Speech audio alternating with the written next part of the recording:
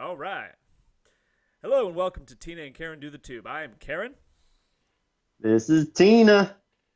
Oh my god, you didn't do a cartoon voice. What the hell, man? You're breaking the Yeah, I'm giving streak. up on that for now. No, no, no. I, I think I've I think I've used up all my accents. Well, the problem is that's the only audience we had. We had a select audience of pedophiles and the people who enjoyed the cartoon voice. Oh, right. I've been thinking about doing an ad for the show. Oh, really? I was going to post like flyers. If we do more Hmm. local news, then I think I could do flyers. What do you think? Why not do both? Let's do both. All right. Okay, moving on. America is getting bigger, but not in a good way. A billionaire modestly gives up his fortune to live a life of modesty. And a science isn't always groundbreaking and earth shattering. Sometimes it's just weird ideas thought up by even weirder people. But first, perhaps the biggest news story of the week. Actually, before we get into that, we're going to get into that story in a bit. But just so the audience knows, if you've enjoyed this format of Tina and Karen Do the Tube, where Tina and I discuss current events and groundbreaking news stories, I hope that you don't get too attached to that, because in the near future, we're going to be doing more interviews with, and what do you call, collabs with other YouTubers and other figures. What do you think about that? I like it personally. Yeah, so I next can't speak for everyone else, but well, we'll see. It's time for a change. No, it's up for. I think it's actually it's going to shake things up. We might still do this format where we discuss news and events if we can figure out 2 nights a week, or if we haven't had a planned interview. But in the meantime, we really want to get out there and meet some new people with new perspectives. What do you, in just to give you a forecast for what we have coming, we have a local DJ who's trying to make it in Seattle. We have a star-studded accountant for Amazon.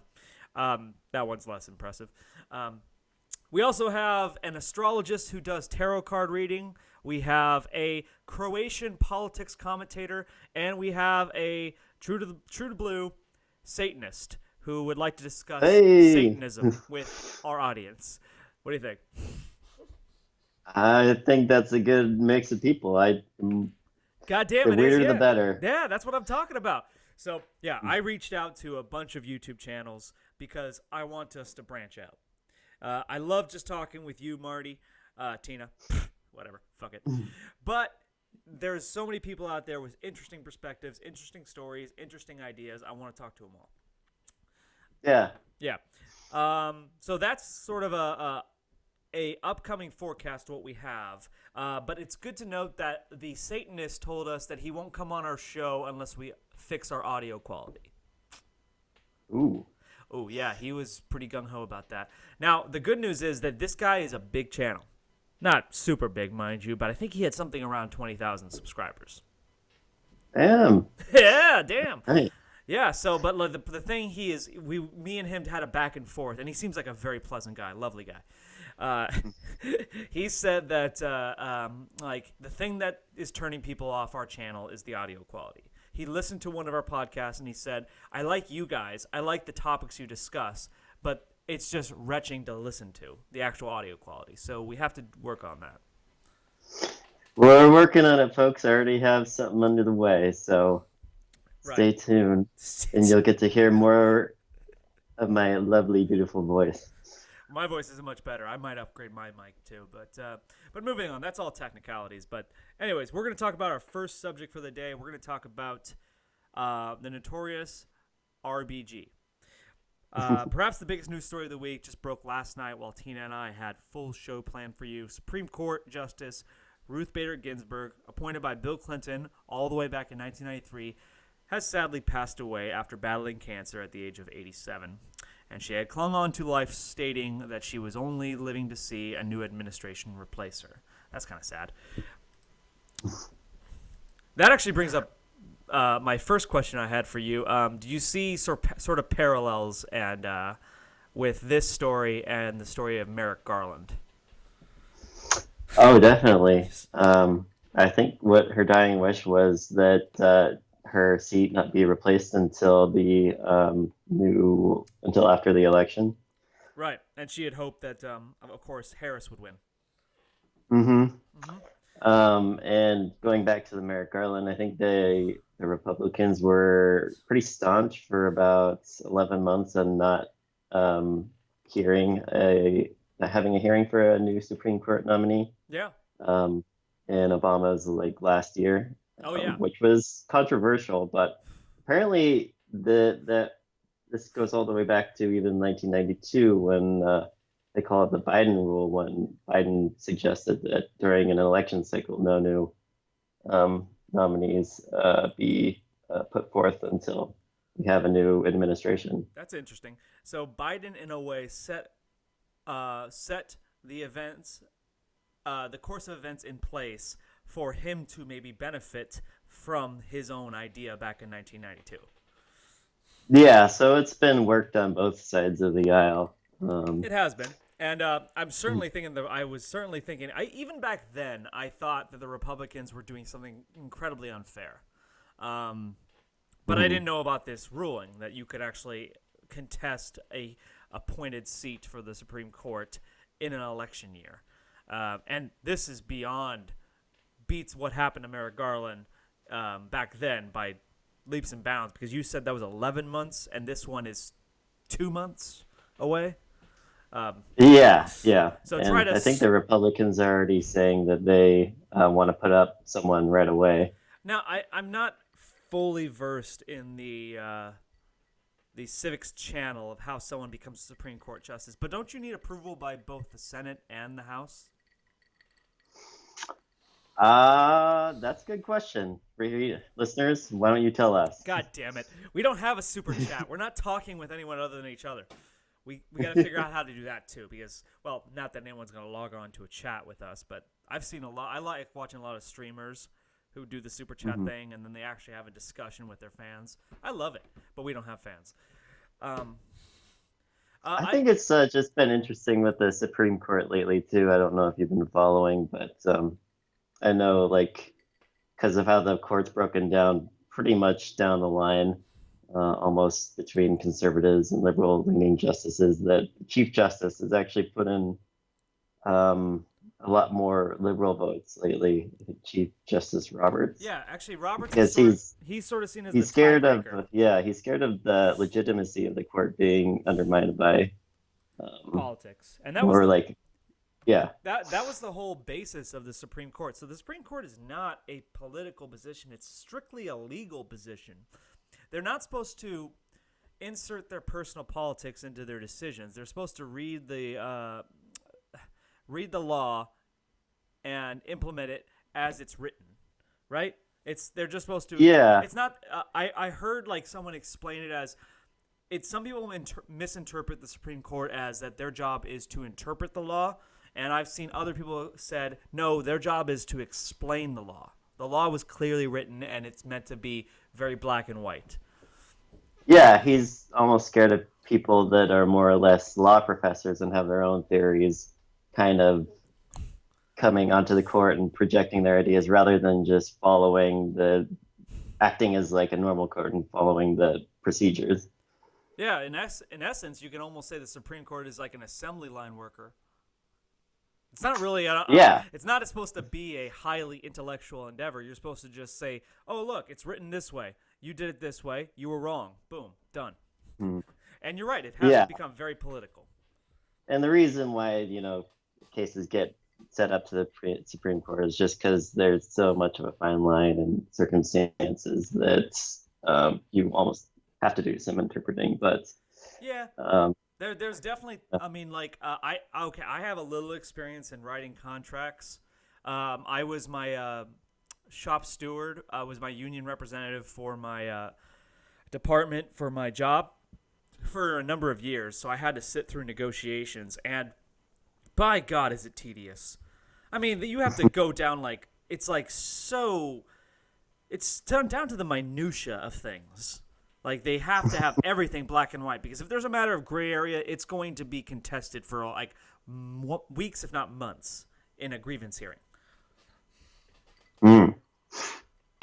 And I would love that. I actually like black and white. I don't know about you. Mhm. I like gray I area mean, in terms of black and white makes for a much more speedy trial, right. which we're entitled to. Yes. I like gray area in a lot of things like discussions of morality, discussions of psychology, philosophy, lots of things. But law, I think, should be black and white. As close as to As black and white as Yeah, can be. yeah, definitely. Now, I have some quotes from Ruth Bader Ginsburg, and I'd like you to comment on them. Um, well, I mean, the most interesting one, shit, I have so many tabs open. I got 50 tabs open. Give me a second here. It's like my brain. Yeah. So this one was, I thought, the most interesting. Well, the second most interesting, but we'll get to the other one in a second. Women will have achieved true equality. This is from Supreme Court Justice, the late Justice Ruth Bader Ginsburg. Women will have achieved true equality when men share with them the responsibility of bringing up the next generation. Hmm. So when men become more active in the nuclear family role. Yeah, like they become equal share in the parenting process. Now, what do you think about that? Uh, I don't see why it wouldn't hurt.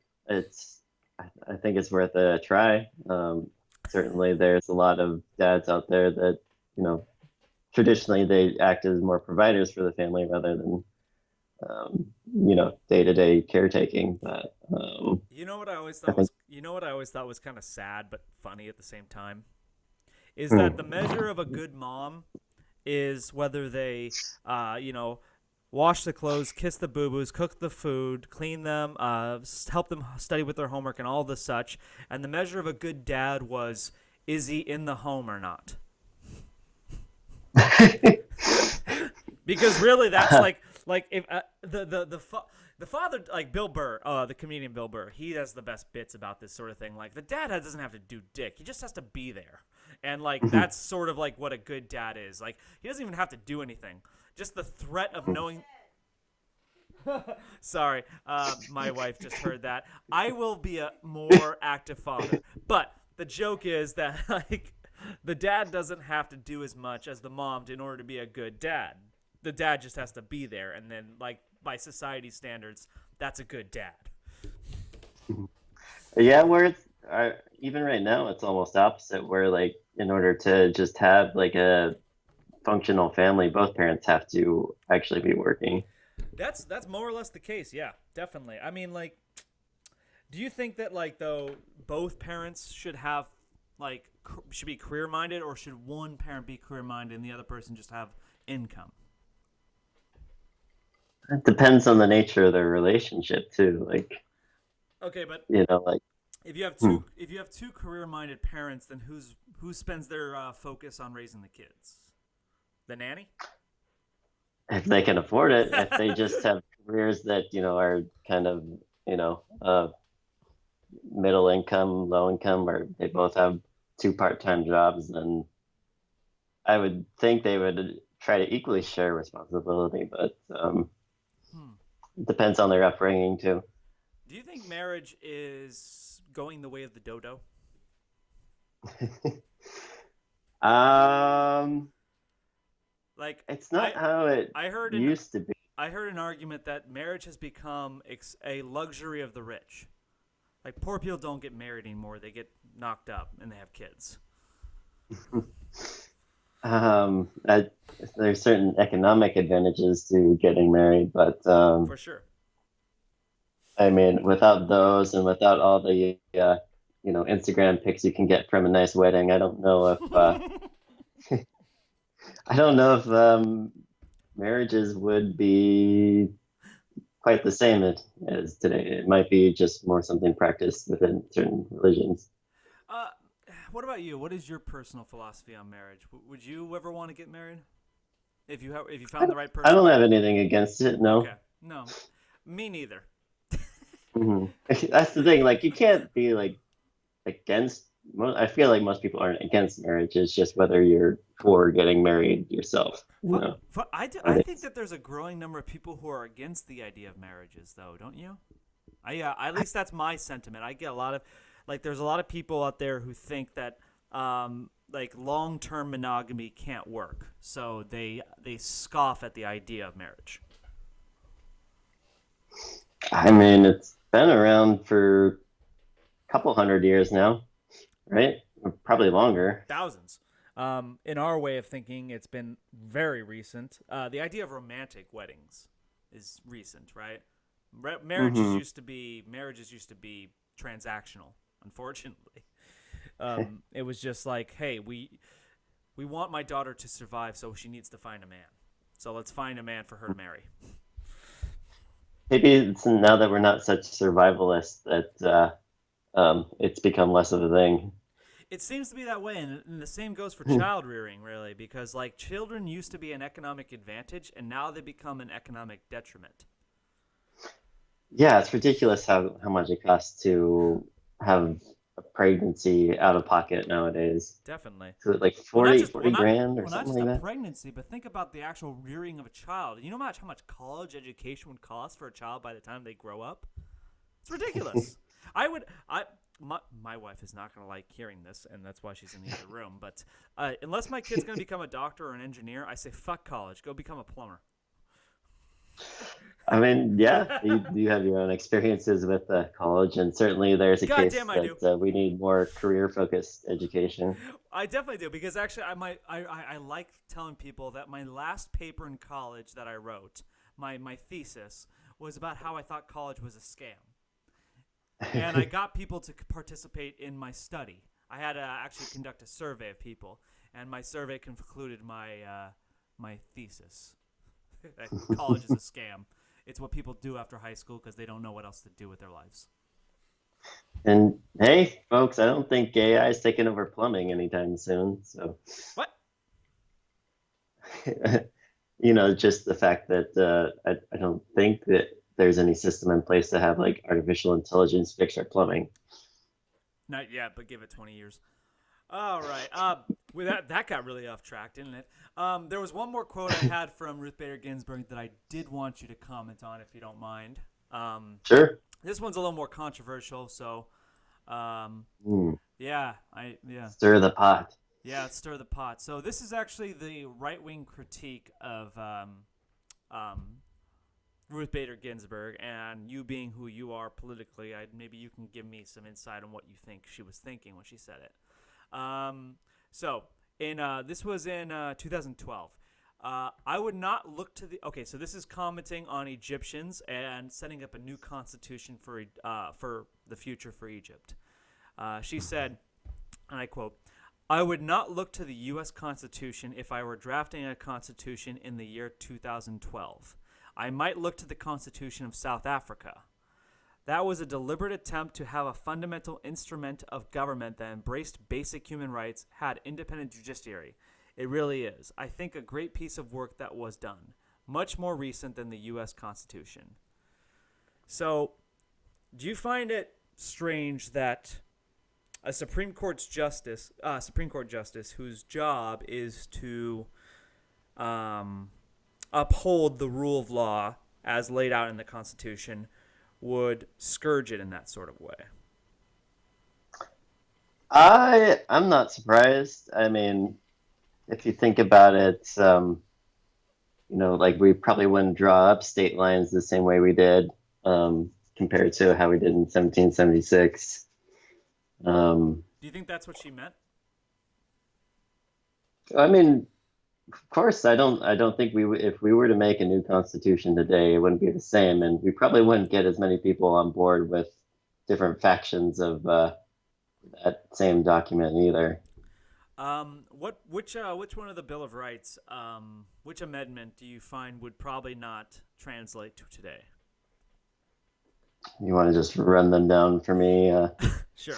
Let's. Okay, you're right. That's actually a kind of unfair question because who has the Bill of Rights memorized? Um, Let me just do a quick type here, and we'll just go over them really basically. What are the 10 Bill of Rights? Oh, great, Wikipedia. That's always Perfect. I trust it. Okay, hold on here. My computer's really slow. Okay. So here we go. First Amendment. Congress shall make no law respecting an establishment of religion or prohibiting the free exercise thereof, or abridged of freedom of speech or of the press, the right of people to peacefully to assemble and petition the government for redress of grievances. So essentially the right to freedom of religion, freedom of speech, freedom of the press, freedom to assemble, and the freedom to protest, I guess. You agree with all that? Yeah, I think everyone would still be on board with those. Okay. Cool. So, Second Amendment. A well-regulated militia being necessary for the security of a free state, the right of the people to keep and bear arms shall never be infringed.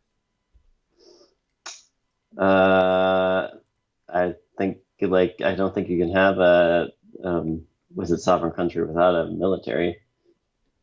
But that's not really what the Second Amendment refers to. Militia, by definition, is actually a citizenry.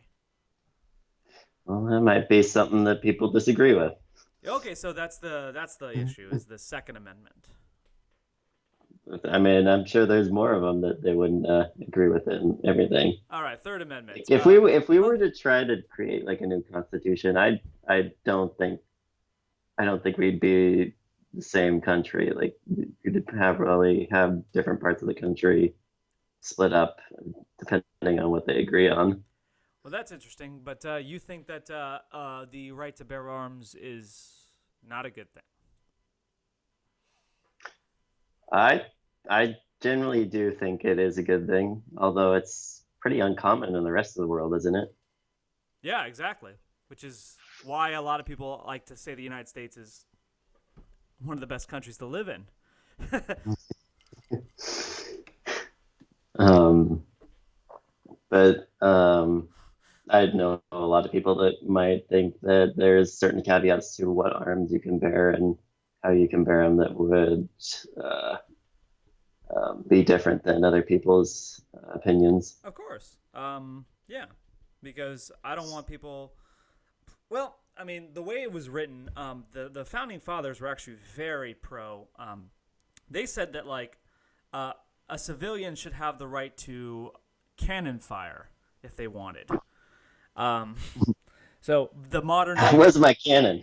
yeah, well, yeah, he said if a citizen had access to a ship and wanted to plant cannons on his ship, he should have the right to do so. So the modern day equivalent of that would be like, can I put landmines in my front yard? If it's your property. Fuck yeah. God damn it. God damn it. It's actually more relevant now than ever, I would say.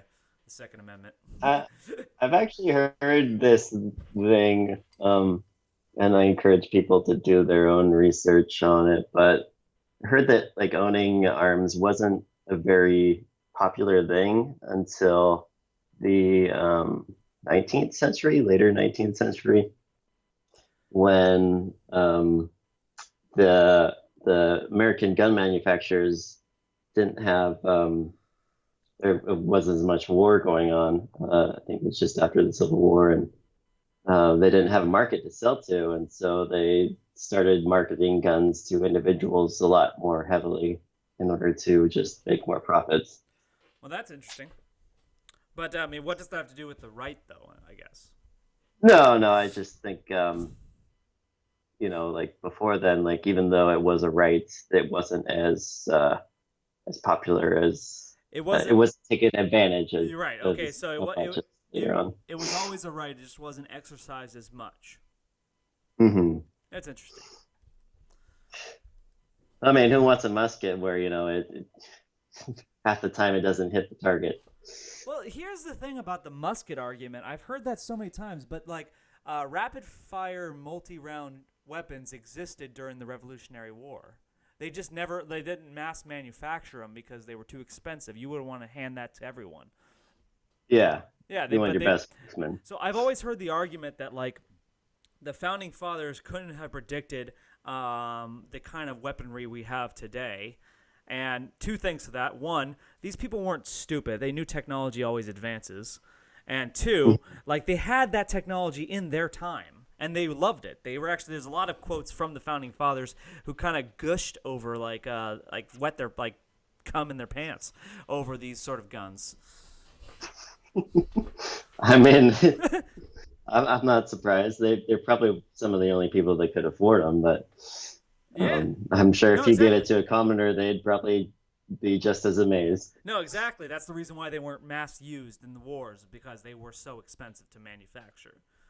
But Hmm. anyways, let's move on from this.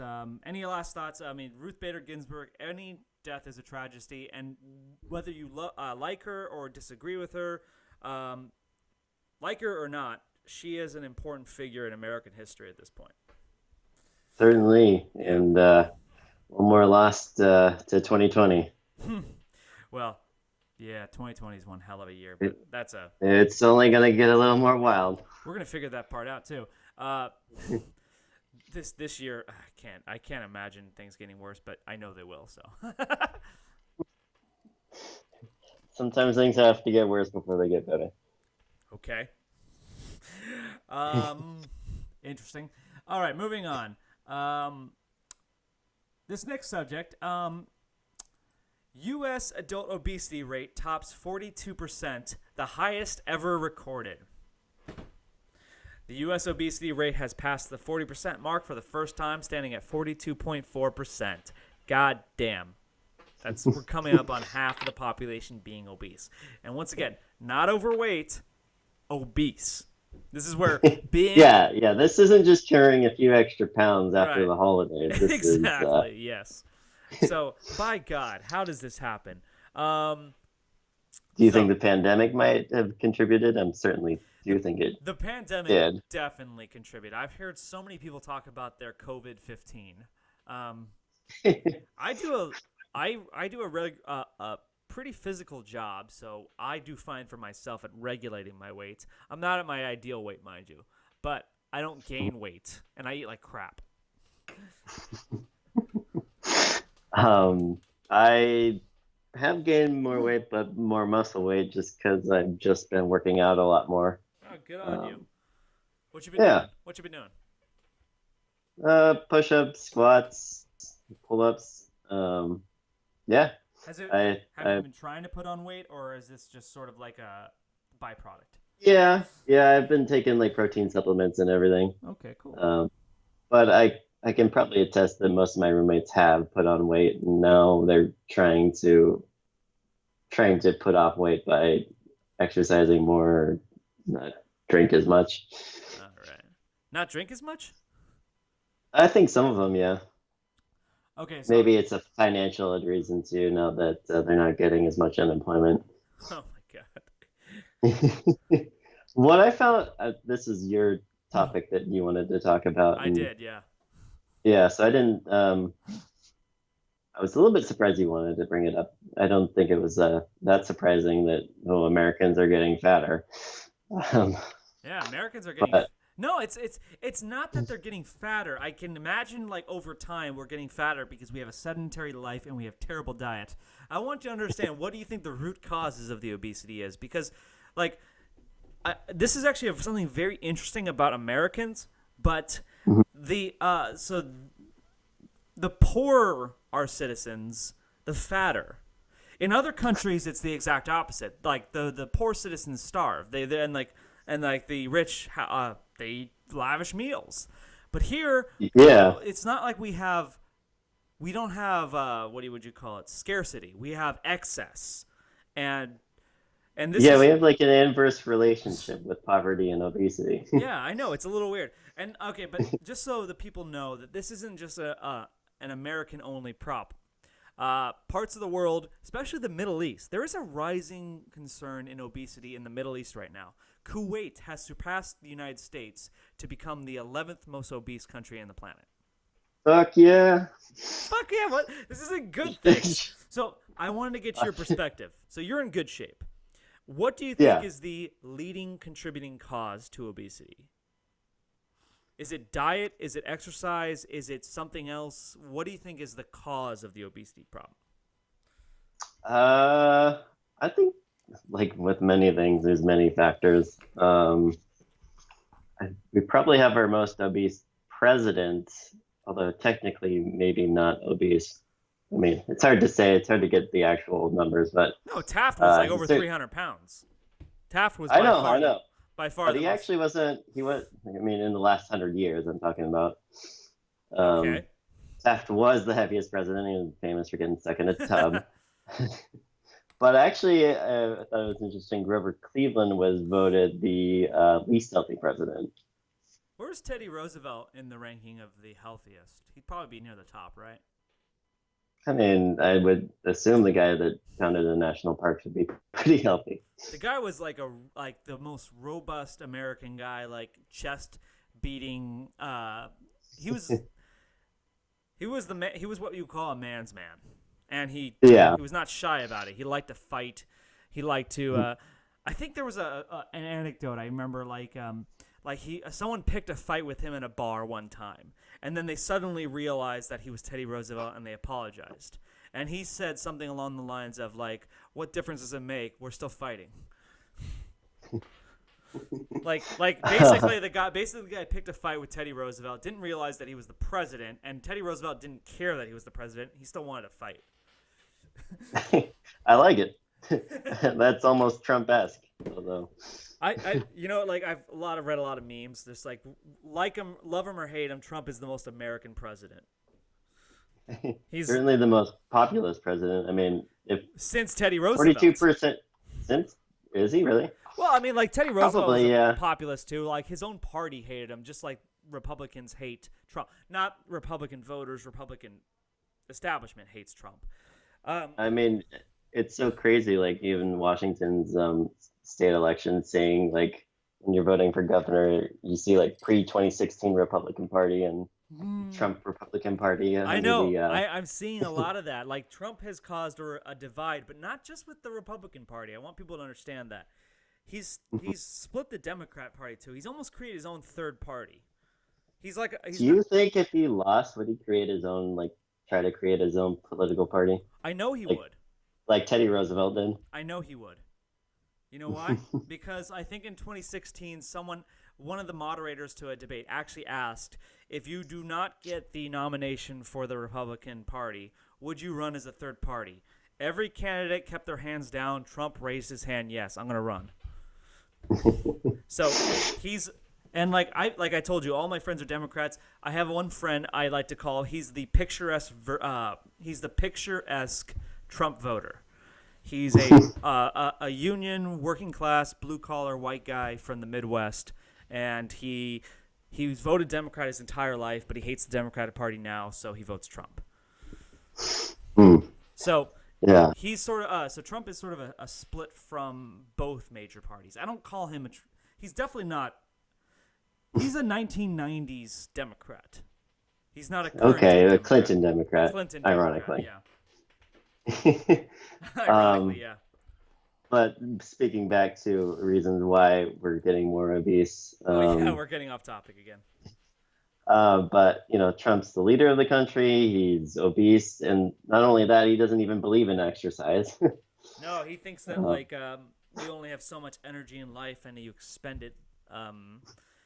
I don't think Trump. Yeah. But let's be honest. Do you think Trump's the reason why America's getting obese?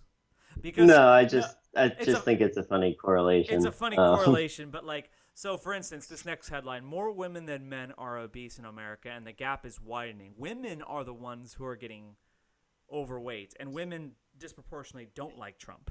So is it really? Is it more women? I didn't see that in the article. Oh, I'll send you the link. But yeah, I have it right in front of me. The CDC finds that childhood obesity has leveled off. Interesting.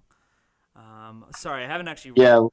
So I actually have the stats written down here for per ethnicity and age and. Here we go. The prevalence of obesity among women in their 40s and 50s has risen by 42% since 1990 and 2000. That's higher than 38% of the CDC found for middle-aged men. Across all adult age groups, about 38% of women are obese, while 34% of men were obese. I wouldn't have guessed it was women getting more obese. Really? Is it in a certain age demographic that they're getting more obese? Is it like older women, or I can't imagine it's younger women getting more obese. I can imagine it being younger. Do you think younger men would be more likely to get obese? In the article, it did say that kids are around 19.3% of all kids between like age 4 and 18 would be considered obese, whereas like in the mid 70s, it was around 5.5%. Right. That's scary. Um, That's a crazy jump. Now, I have something. So I mean, if kids are getting more obese, something has to be happening with our diets at a younger age or something that would Okay. probably explain like why we're continuing to I become more obese. okay. I don't have a theory. I have some bullshit statistics I'm going to throw at you. Okay. In the sense that these statistics, I have not done any sort of correlative study. I am just throwing out bullshit. Not that it's not true. It's just we all know the expression correlation does not equal causation. But so there's been no link to this. But here's something to know.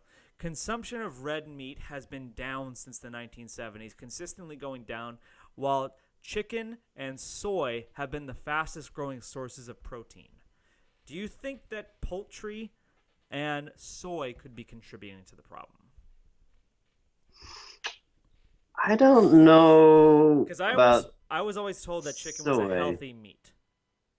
because they say soy protein, but a lot of protein can be, especially in like overly manufactured stuff, it'll be like soy protein isolate, and it's not that same like soy that you eat that would cause you to raise your estrogen levels.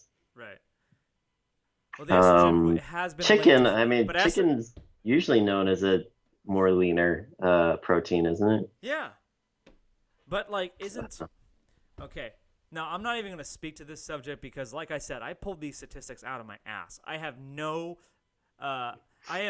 actual analysis of these numbers, or I'm speaking out of my ass. But doesn't red meat raise your testosterone levels more than chicken? And testosterone has Probably been the linked the to amount of muscle gain. saturated fat is higher, and you need saturated fat in order to raise testosterone. Yeah, But at a certain point, at a certain point, you have too much saturated fat, and it becomes counterproductive. it could be. It could be. But if it's raising testosterone, and we know testosterone is linked to muscle gain, whereas estrogen is lead to fat gain, could that be something to do with it? And once again, I don't have a strong opinion on this because I literally looked this up less than an hour ago. I just Hot take. very hot take. Yep. um, it could be. Uh, Nah. I Yo, just I don't really know. I think it's just we have the luxury of being fat since we're one of the richest nations. Like you know I what? don't know anyone that can't somehow get food if they needed to. Yeah, but the problem is, okay, so we're gonna get into more of that. Mhm. We have the luxury of not actually backing up our claims. Thankfully for me. Um, Once again, so like there's this argument that regardless of whether so in other countries poor people starve, in this country they eat junk food. Do you think that poor people in this country are being underserved in the sense that like we have gas stations and corner stores? Like you know what a real corner store is. There it doesn't sell fruits and vegetables and actual nutritional food. It mostly sells snack foods. Like Yeah, I they mean that's what a it's the stuff that has longer shelf life and is cheaper. exactly. That's what a corner store sells, and that's who you. That's what you have immediate access to. I'm not going to say people don't have access to supermarkets, but like when you kind of like have temptation around the corner, do you think people are weaker in terms of temptation For food? for anything? Like, Um, do people indulge more in their pleasures now more than they did in the past? it, that's possible. Maybe is um I don't it's certainly possible. You didn't plan for this discussion, but this is where I really wanted to go with the obesity thing. Do Hmm. we? Because my thought is, I think as okay, we're gonna get really deep philosophical time, big brain time. Big brain. Okay. Get your big brain hats on. All right. So I feel like as we've moved away from meaning, Spirituality. spiritual, yes. As we Yeah, moved away, we become less of a spiritual being and we become more of a materialist being. And I feel like, so when you make the claim that we live in nothing but a material universe, there is no meaning to anything, there's only one of, like, I think 3 conclusions you can draw. One is nihilism. Nothing matters, so fuck it all. There's the second one, there's hedonism, that nothing matters, so I might as well enjoy myself while I'm on this planet. And the third one is we have to create meaning for ourselves even though there is no meaning to the universe. And I feel like hedonism and nihilism is winning out. Hedonism.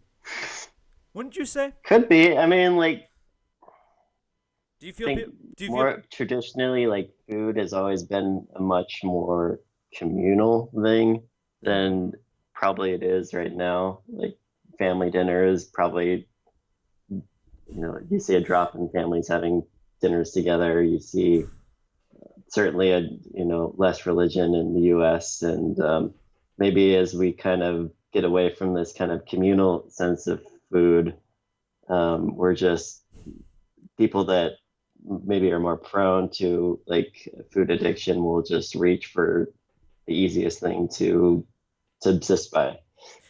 Do you think that depressed people um, supplement themselves with some sort of vice? Now we know junk food can be as much a vice as like heroin, for that matter. We know that the endorphins that it releases is about the same as most drugs. So Aren't obese people usually known as more happy people though? are they I really? mean that's the caricature, right? Oh, Happy jolly fat guy. you been talking about Santa Claus? I mean, certainly he counts towards that. We can't base our reality on Santa Claus, unfortunately. It's the jolly happy fat guy is true, but there's also the stereotype of the jolly happy fat guy who commits suicide by drug overdose. You got John Belushi, John Candy, Chris Farley. Well, actually, I That's don't know. true.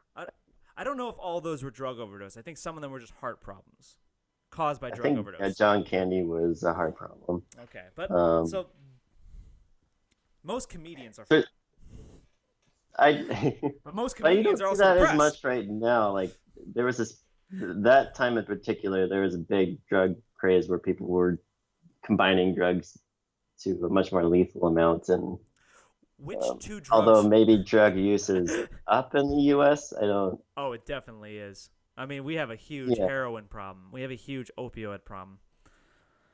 That didn't yeah. exist 20 years ago. That's definitely post-recession America. But usually the people most addicted to heroin tend to lose weight over time because they just aren't interested in eating. Right, but I don't think that this is the same group of people. I feel like we have a group of people who are giving up on life using drugs, and we have a group of people who are semi giving up on life, just like they're happy with existing, but Hmm. that's all they care to do, so they just eat themselves into food comas. But these people aren't happy. I mean, you're in good shape, right? You've never been out of shape. I'll give you that. The Probably not. you've gone from like skinny to fit skinny, like back and forth. Muscle hamster. Yeah, muscle.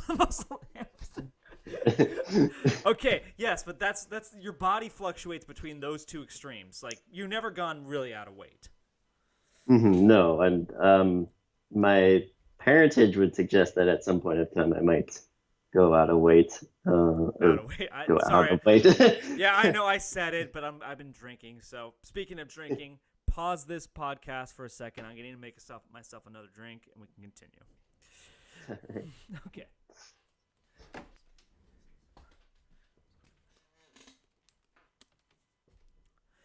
All right. And speaking of vices, I discovered this week that alcohol is definitely my vice. You think so? Out of everything else? Okay, so I asked a question to my wife and a few other people. I want to ask it to you. So I have 4 things for you. Tell me what you could most give up to least give up. I got meat, sweets, alcohol, or caffeine. So rank those from I could easily give this up to I can't give this up. Meat, sweets, alcohol, caffeine. Mm-hmm. The least I could give up would be caffeine, for sure. That's mine too. I can't give up caffeine. Um, yeah, probably very close second would be alcohol. Yeah, me too. Um, meats probably a distant third, and sweets a very distant fourth. I don't have a big sweet tooth. Okay, well then you and I are exactly the same because when I asked my wife, she was like, "Sweets is number 1. I can't give up chocolate." Really? Yeah, I know. There is that saying that sugar is more addictive than crack. I believe it. I I I mean, am I'm speculative on that, but maybe based on the obese numbers, that there's some truth to that.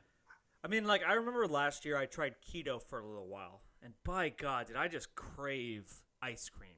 I indulged myself so much after like 2 weeks of keto, and then like it's tough to give up carbs, man. That's really fucking hard.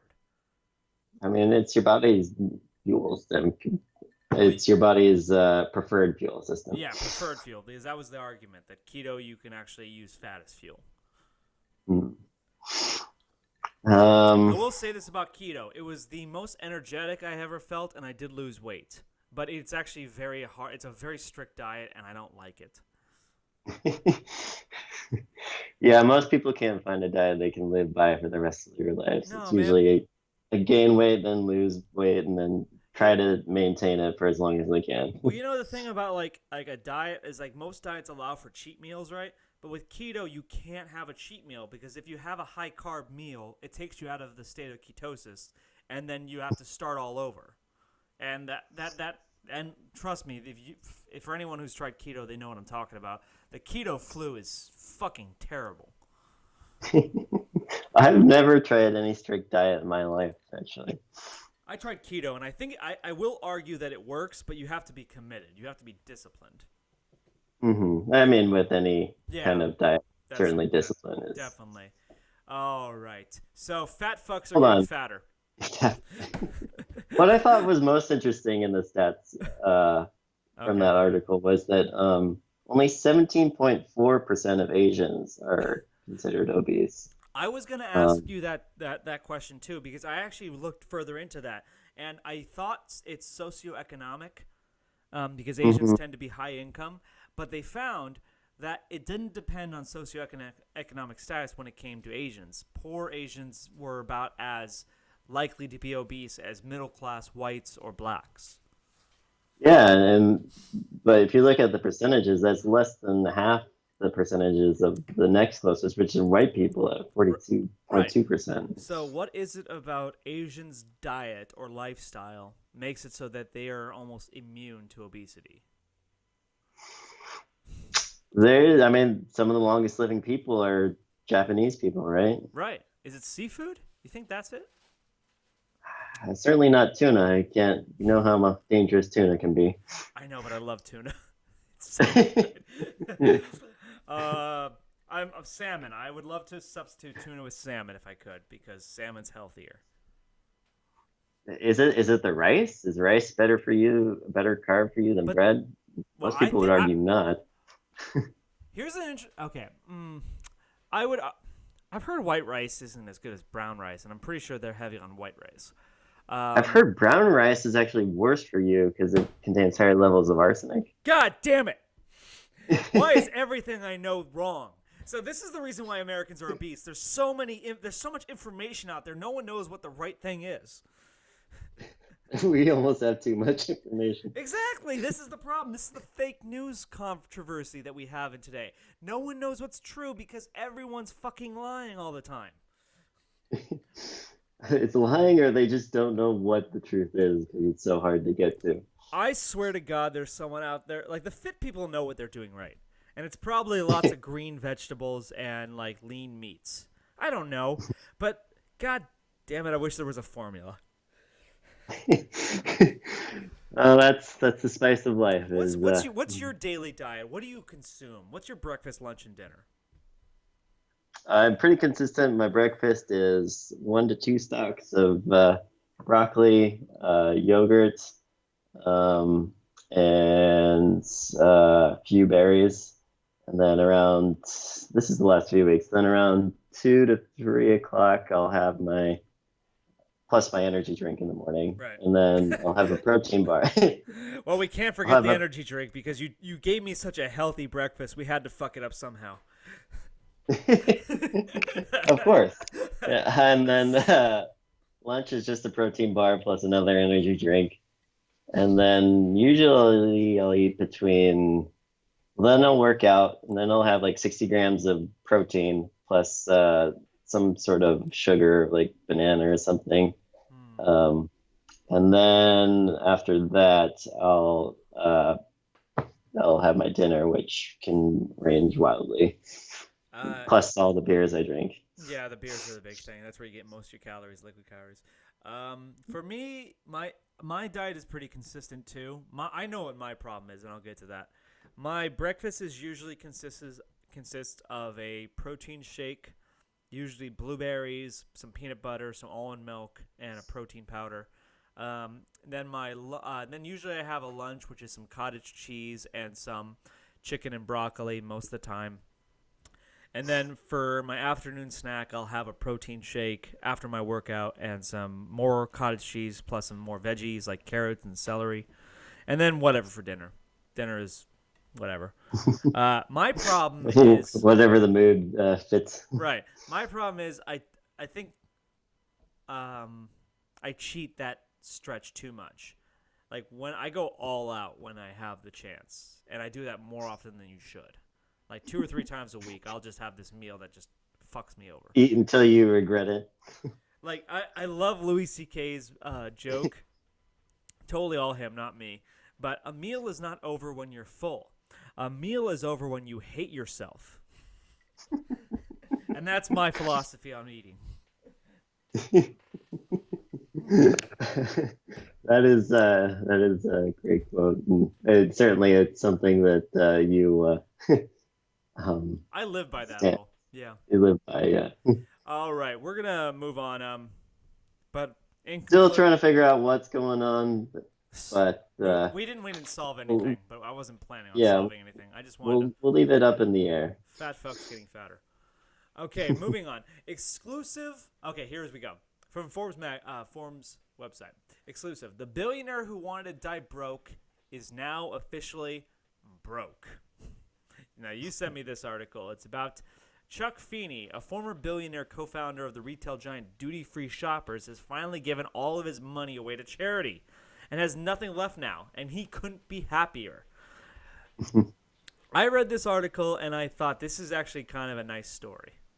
It's Yeah. it's it's sort of this guy who wanted he and the part that I like best is the fact that he didn't want publicity for doing what he was doing. He was just giving away a lot of his money under the table. No one knew he was doing it, except for a few of his close friends like Bill Gates and Warren Buffett.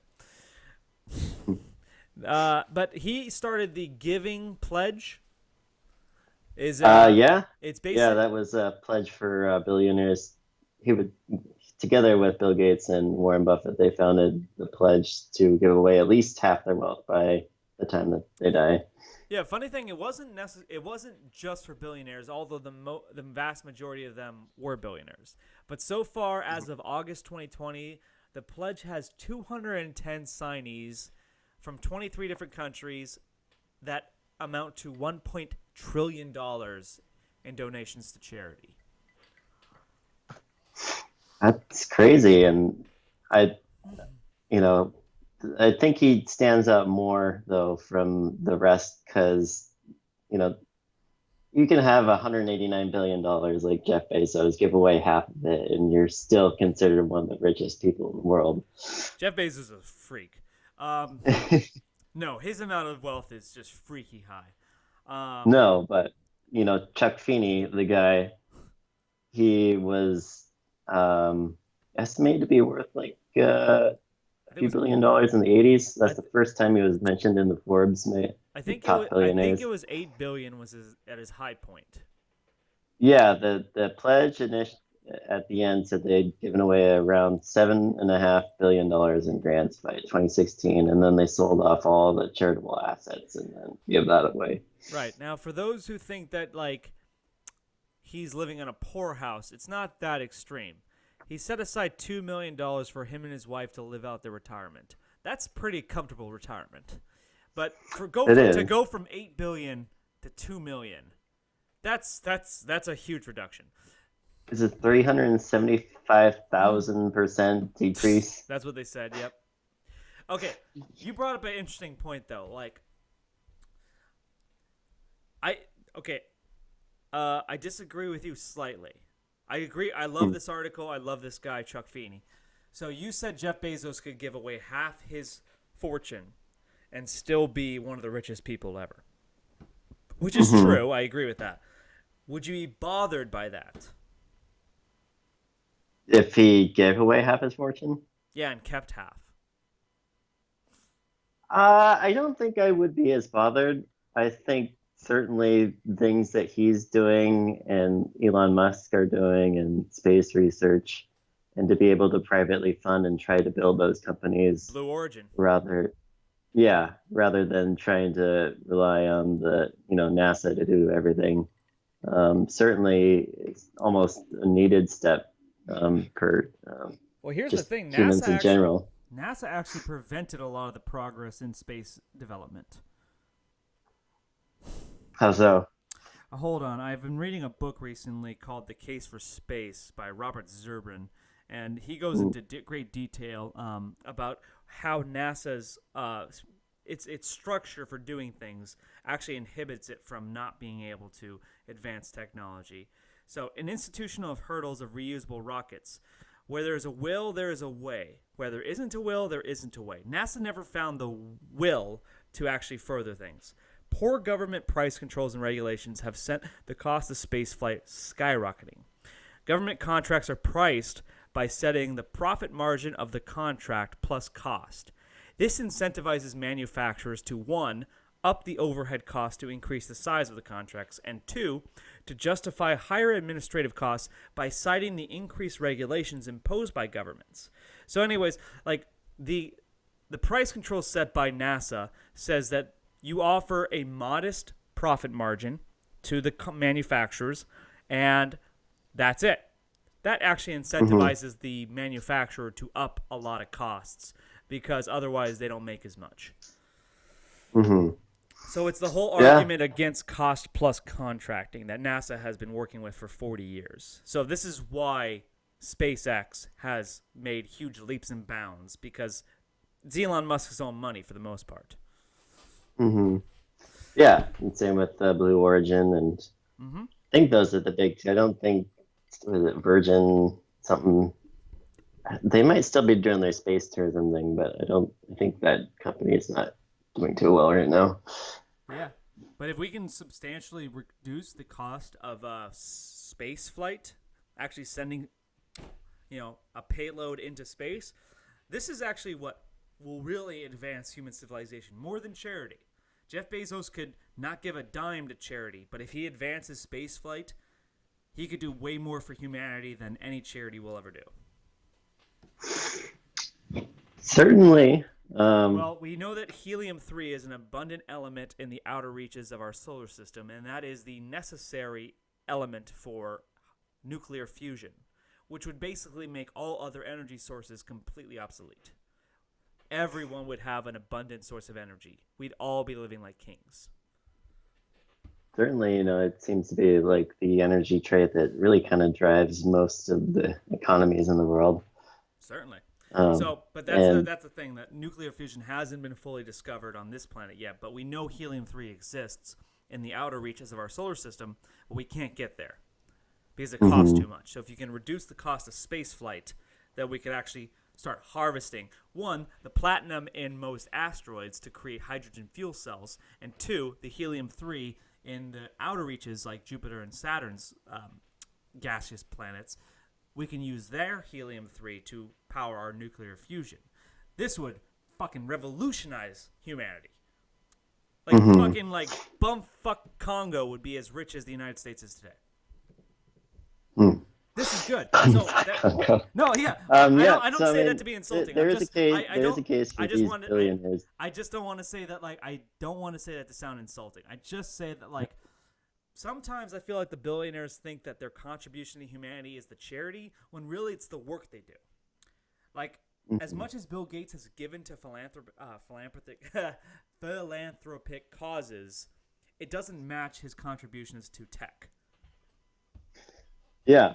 Um, I'm just so there is a case to be made that these guys need their money to fund private investments and everything. What I thought most interesting with some of Chuck Feeney's donations was that um, he gave a lot of money to trying to fund education and what was it the social social entrepreneurship.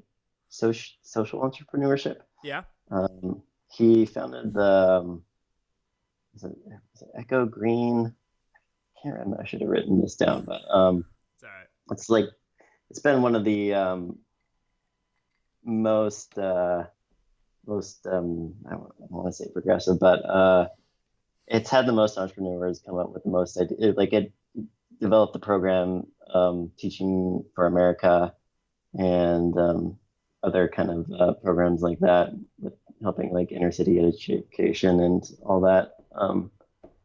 And certainly like a lot of his a lot of his early charities went to Ireland and pretty much changing the entire Ireland education system alone through his grants and That's a lot of you Ireland. know yeah, they certainly owe him a lot.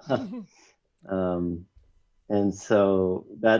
that's why like Ireland is such a more tech friendly country now than it certainly had been just 20 years ago or um, I think I read recently that Ireland is the fastest growing economy in Europe, and I looked that up recently because I was reading a lot about Poland, and I had heard that Poland was the number one fastest growing economy in Europe, and I was surprised to find it was actually Ireland.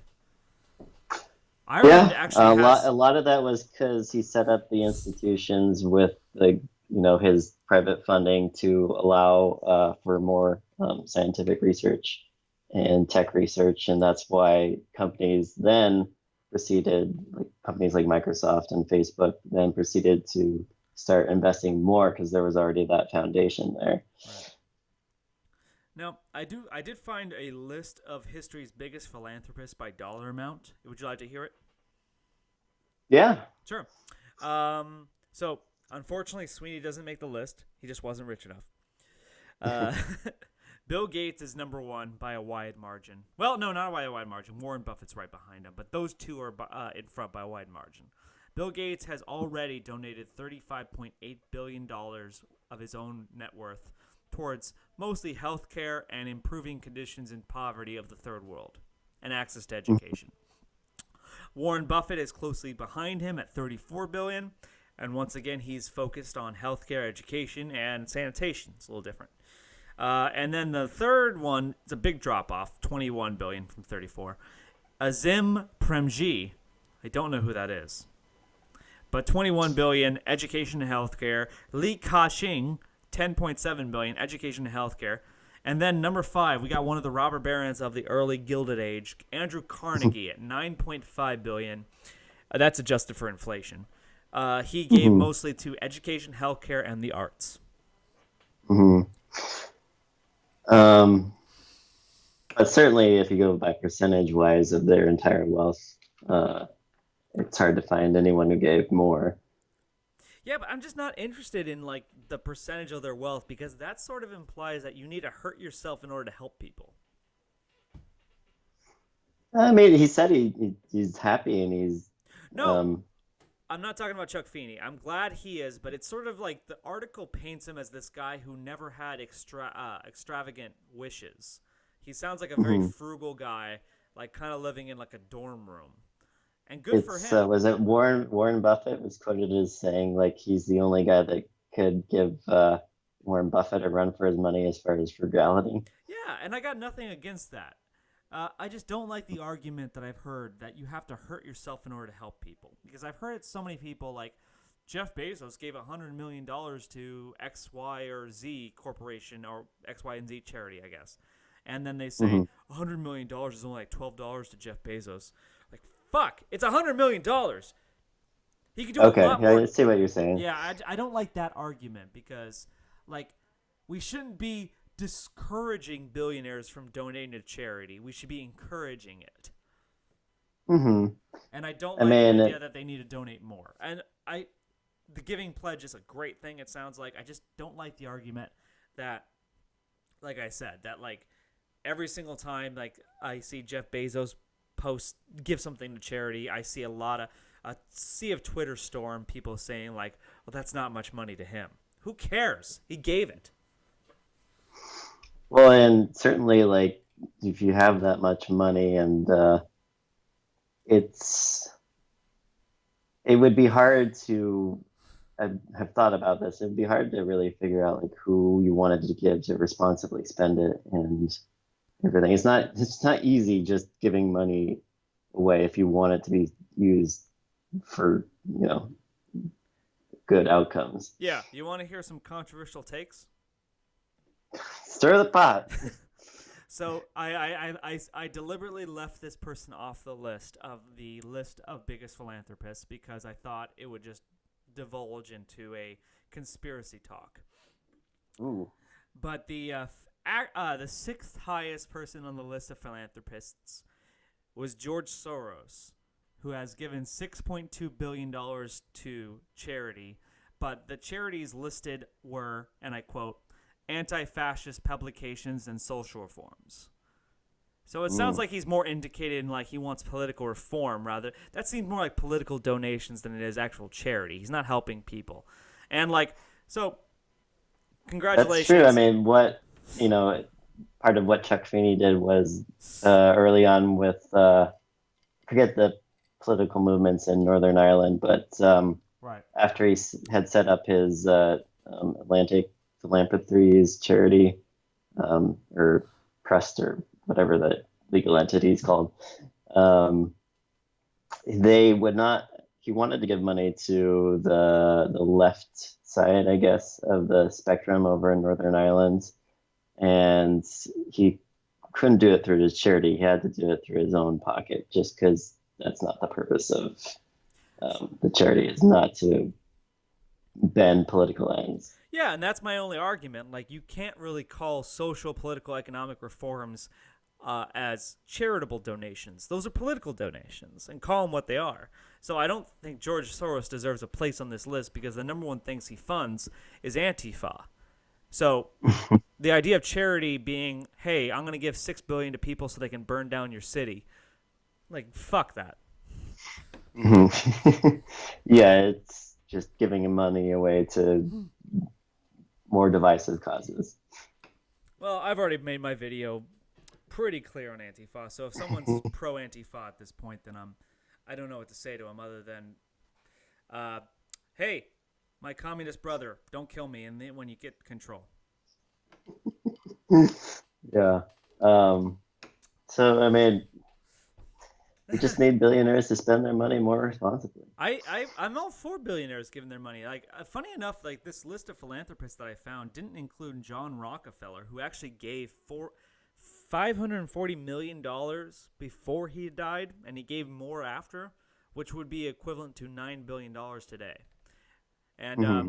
and according to the article I read, Rockefeller was a philanthropist far before he ever became rich. Even when he had his first job making 50 cents a day, he would always give a portion to charity.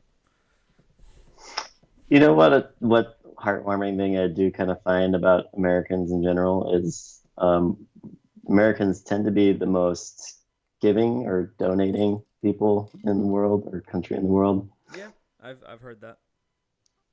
I mean, certainly it comes from an excess of wealth, but It's an it is excess. good to. I Hmm. think it's an excess of wealth. I also think it's kind of a Christian upbringing.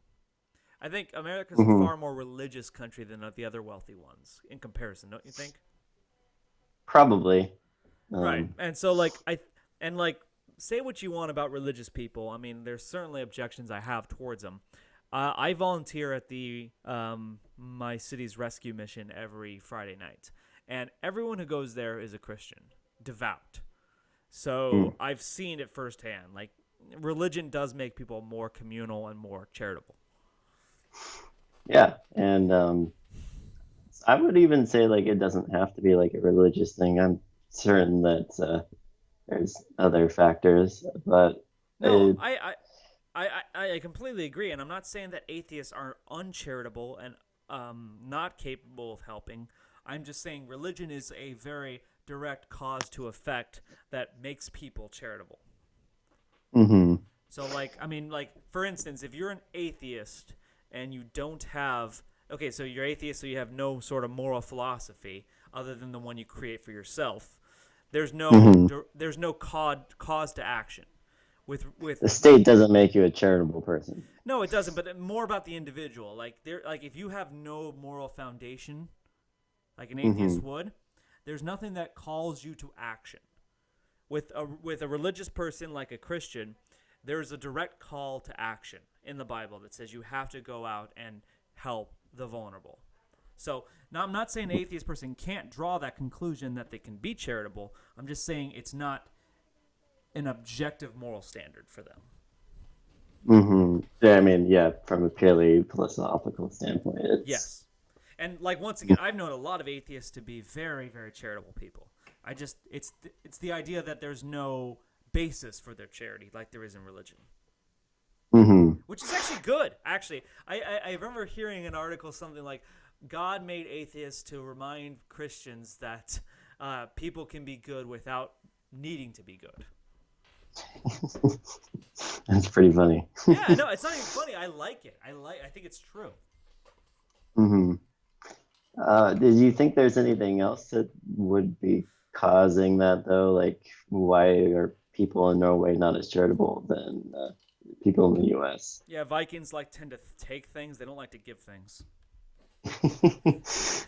Not from their personal standpoint. No, I really do think it's just the religious aspect of America. As far as wealthy countries go, we're far more religious than most of Western Europe. So, yeah, I think that's the factor for me why I think Americans are more. I guess the other factor would be is we have lower taxes than them, but that's not a big Mhm. argument for me. Um, or even like Chinese people. Like, China's I'm not not rich. I'm not aware of Chinese people being very Well, giving with their money. but China's not rich. That's the misconception. They have a big economy, but they also have a high It's true. population. The average They have a citizen, billion people under that living in poverty, right? yeah, it's like people like to think China's the second biggest economy in the world. I get it. It's also because they have a billion people. They're not really rich. The average citizen in China is not living like they do in America or Canada or anything like that. Hmm.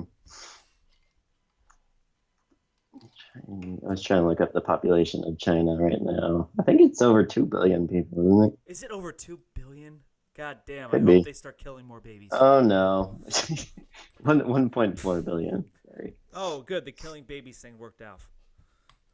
Wow, it goes China, India at around 1.3 billion each, and then drops all the way down to the United States at 330 million. I know. I heard something that India will surpass China as the most populated country soon. They're pretty close, and if you look at the curve, it's only going up. It's kind of like how India surpassed PewDiePie as the most like watched thing on YouTube. That's I don't know if I love that whole thing, I that love that competition story. between The what was it? T what's the fucking name of that stupid T something T series? T series. T series, yeah. Yeah. There was a whole thing on YouTube for a while that like it's PewDiePie versus T series. Subscribe to PewDiePie everywhere. India will take Hackers. India will take over the world. I don't know. It's funny. All right, we're gonna. I had a few more things to talk about with the billionaires thing, but I want to move on. Sure. Okay. Our last topic for tonight, and it's a good one. Probably our funnest topic. Yeah, I know. I can't believe we waited till the end. Oh, fuck. Did I lose it? No, here it is. All right. ImprobableResearch.com comes out with an annual list of its Nobel Prize winners. And you know more about this than I do. You want to take the lead on this? Tell them what this is. You never heard of the Ig Nobel Prize, which I hadn't until just a few days ago. Is it the Razzies of the No, science world? not No, exactly. it's The quote I'm reading from Nature, right on the front page of their website, is Ig Nobel Prize. The Ig Nobel Awards are arguably the highlight of the scientific calendar, and that they're under their prize winners. They say that the Ig Nobel Prize is usually given for achievements that first make people laugh and make them think. no, that's true. And this page, I'm sorry, my internet is starting to fuck up. It's starting to lose connection. I can read the headline. So the Ig Nobel Prize winner in psychology went to Miranda Giacomin and Nicholas Rule for devising a method to identify narcissists by examining their eyebrows. Yeah, and I kind of went into each of these of the prizes, and Well, that's the thing. These are real. it these is are real it is scientific funny studies. when you like first hear it, but then you actually like you kind of dive into it and you think like, why eyebrows? You know? No, this is the fucking thing. This is amazing. Like this is how it reads, like a joke site, like Unencyclopedia or The Onion. It reads like a joke site, but these are real scientific studies. Yeah, they're actual peer-reviewed studies That is amazing. Eyebrows Yeah. cue grandiose narcissism.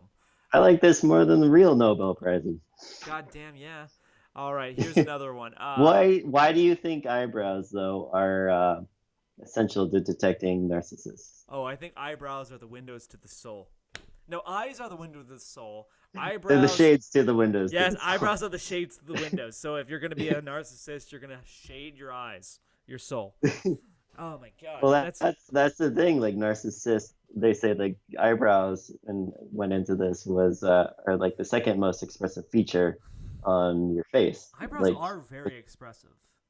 it's like a single movement you can convey surprise, concern, surprise, Do you think The Rock is a narcissist based on his eyebrows? lack thereof. No, The Rock, he has like his big like eye twitch thing, or not twitch. He lifts his eyebrow. People, like.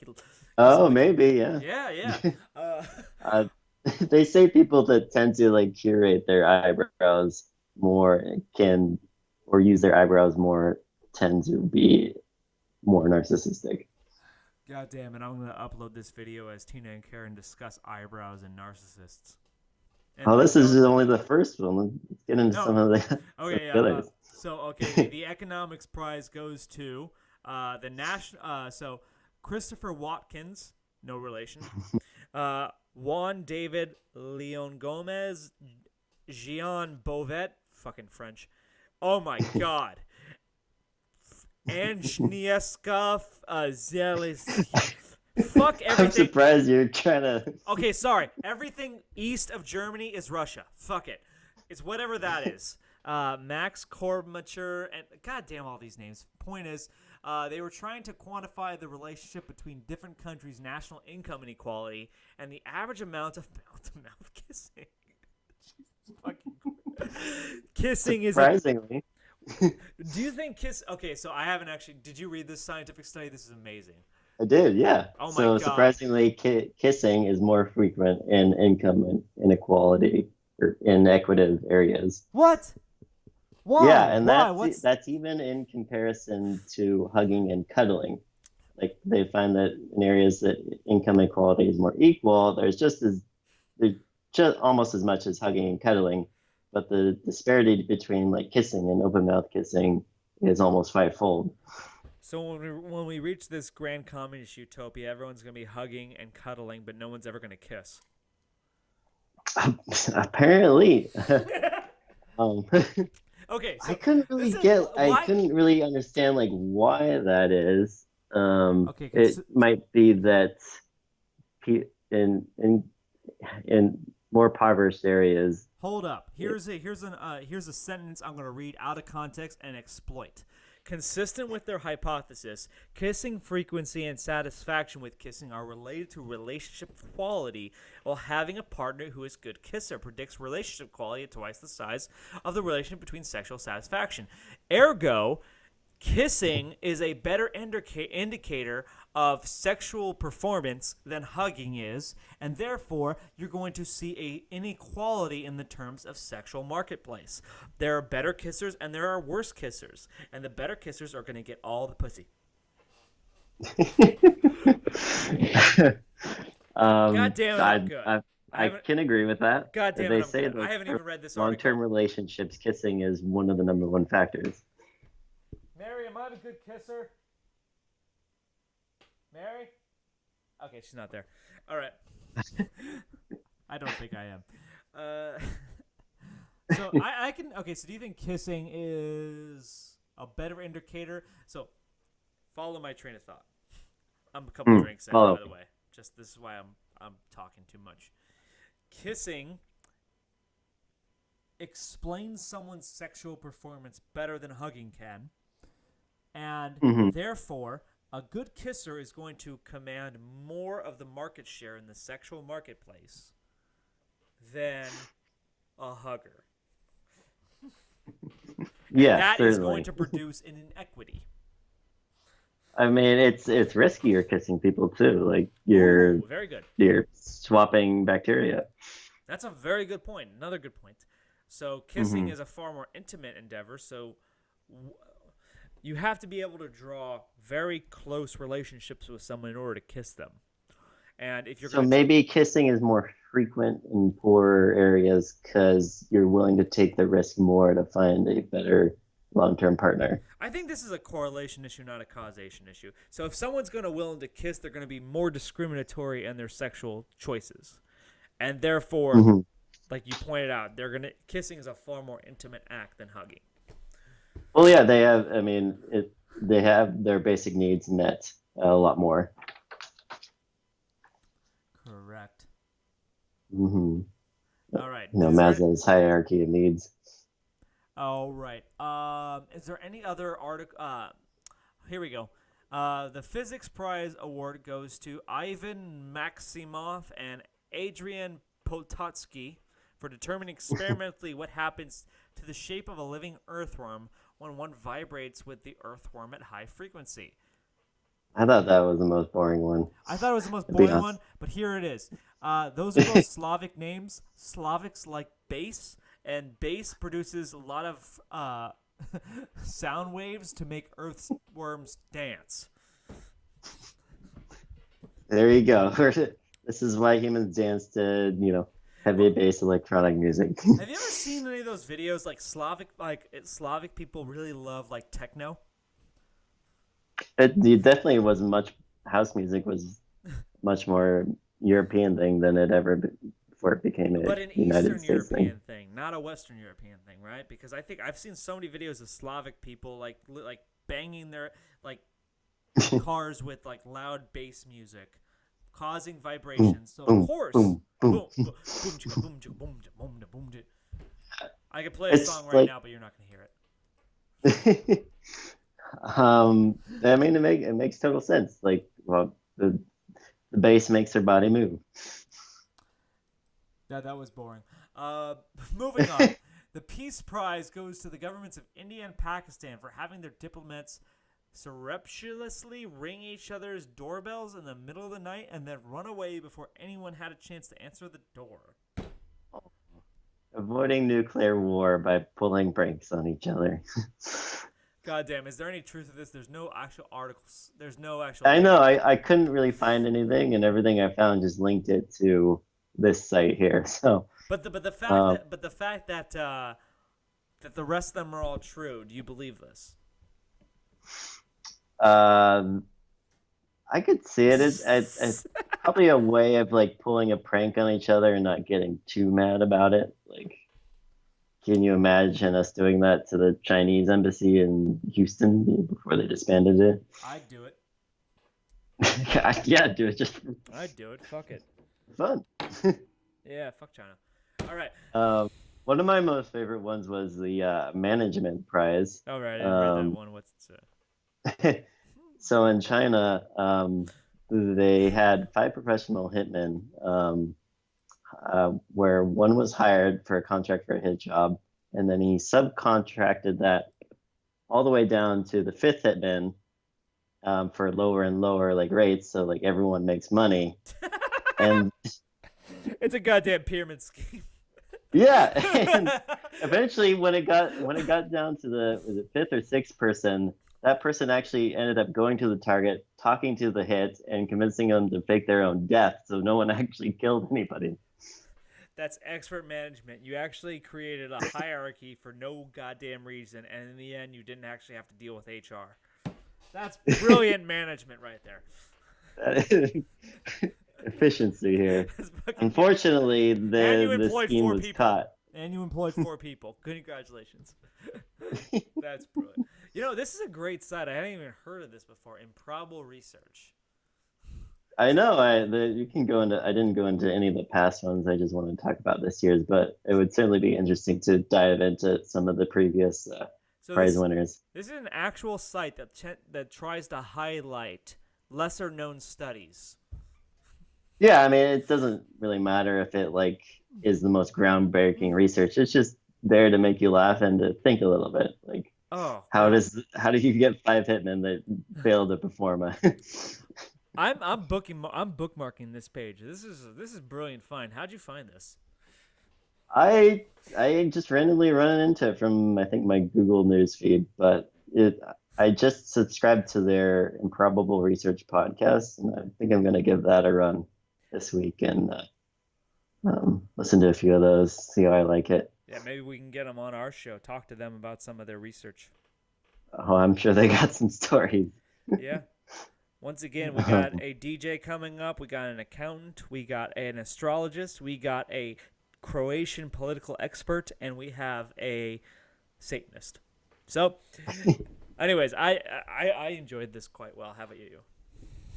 Certainly, and it's not every week we get such a plethora of topics that are just kind of Oh, fun to talk about. there was one more topic I wanted to bring up, but I didn't. You said you didn't want to comment on it until you watched it. But have you? Sure, you can bring it up. Sure, let's bring it up.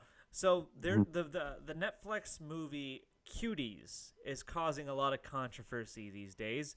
Um, and for those who do not know, Cuties is a French film about a young 11-year-old girl who joins a dance group, and they join a dance competition. But the dancing is very, very provocative, Mhm. and it's received an unbelievable amount of backlash, huge backlash from both sides of the political aisle for glorifying pedophilia. And Yeah. I had a friend who watched it, and he told me, he said basically this is like, yeah, you don't want to watch that. I felt uncomfortable watching it, and that was enough for me to say, Ooh. fuck it. I'm not. I was on the fence. It looked really disturbing, and I just didn't know. And then he told me, yeah, it's fucked up. So I said no. To hell with it. Uh, you know, I I don't know if I am going to watch it. There's so much else I'd rather watch. But I will.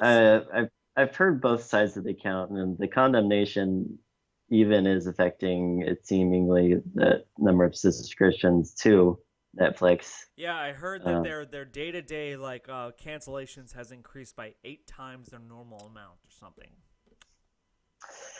yeah, so don't own any Netflix stock right now. All right.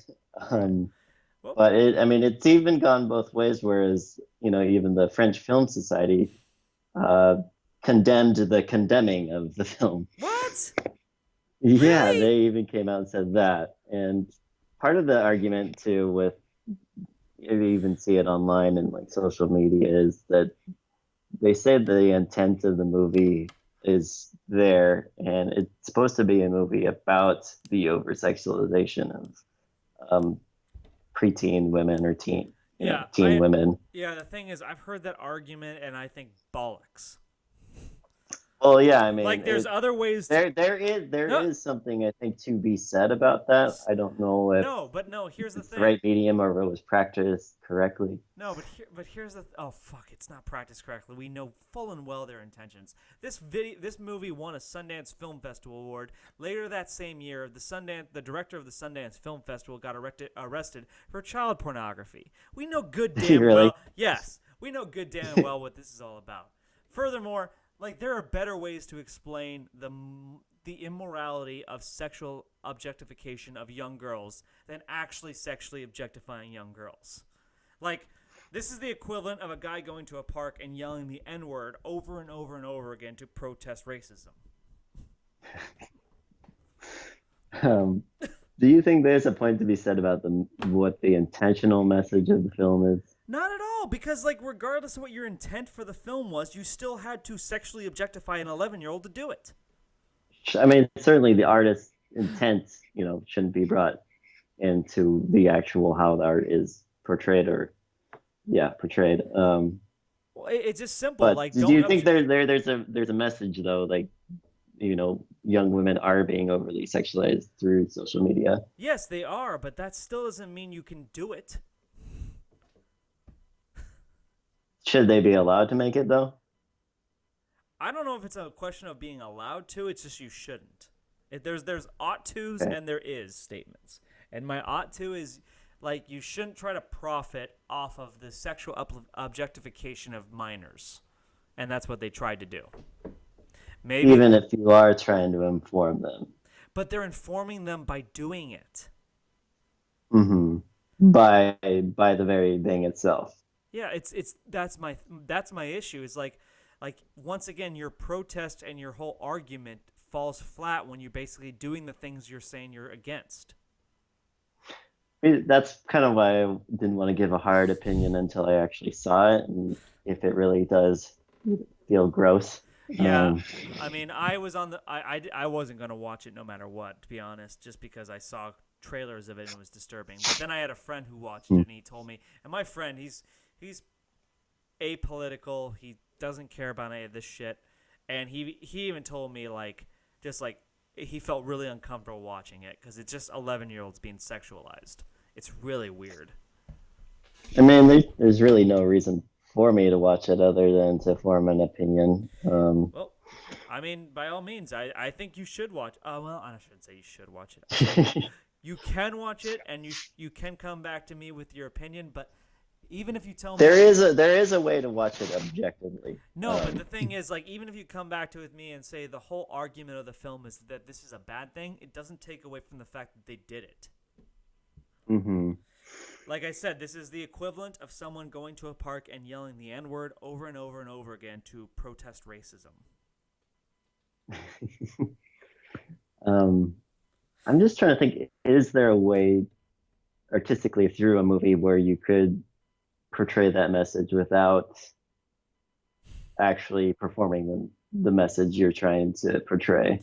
Here's one way I heard that was a decent argument. Hire older actresses who look younger, for one.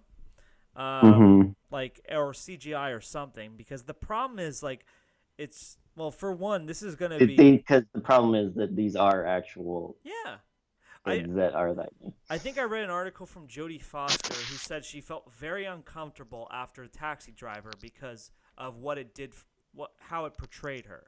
And same for Natalie Portman in Leon the Professional. So, like, the idea that you can just, like, take a young girl and sexualize her and, like, think that this is, like, an okay thing because it's done in a progressive manner that we're trying to say this is bad, it still causes damage to the person you're doing it to. I would be interested to hear the Satanist perspective on this. Well, we'll gladly hear that. Up and coming. The Satanist did tell us that he won't come on our show unless we upgrade our audio equipment. So we are going to do that. All right, let's get her done. Get her done. All right. Any last thoughts? Um, hopefully we can get this done by next week. I'm gonna be right on it.